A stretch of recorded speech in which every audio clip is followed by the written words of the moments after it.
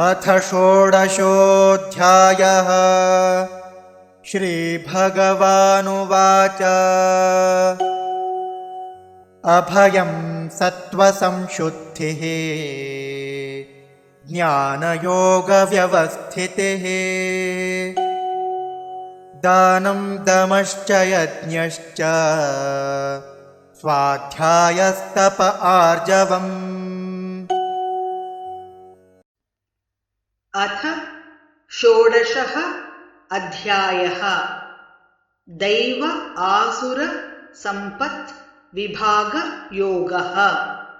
श्री भगवान् उवाच अभयं सत्त्वसंशुद्धिः ज्ञानयोग व्यवस्थितिः दानं दमः च यज्ञः च स्वाध्यायः तपः आर्जवम्। ओम श्रीकृष्ण परब्रह्मणे नमः। ओम श्रीकृष्ण परब्रह्मणे नमः। श्रीमद्भगवद्गीता श्रीमद्भगवद्गीता षोडशोऽध्यायः। षोडशोऽध्यायः। दैवासुरसम्पद्विभागयोगः।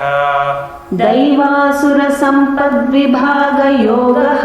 श्रीभगवानुवाच श्रीभगवानुवाच अभयं सत्त्वसंशुद्धिः अभयं सत्त्वसंशुद्धिः ज्ञानयोगव्यवस्थितिः ज्ञानयोगव्यवस्थितिः दानं दमश्च यज्ञश्च दानं दमश्च यज्ञश्च स्वाध्यायस्तप आर्जवम्।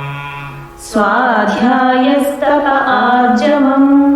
अभयं सत्त्वसंशुद्धिर्ज्ञानयोगव्यवस्थितिः अभयं सत्त्वसंशुद्धिर्ज्ञानयोगव्यवस्थितिः दानं दमश्च यज्ञश्च स्वाध्यायस्तप आर्जवम्।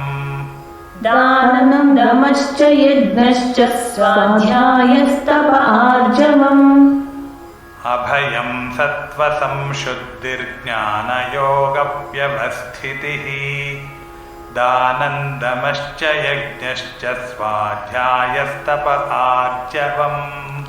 अभयं सत्त्वसंशुद्धिर्ज्ञानयोगव्यवस्थितिः दानं दमश्च यज्ञश्च स्वाध्यायस्तप आर्जवम्।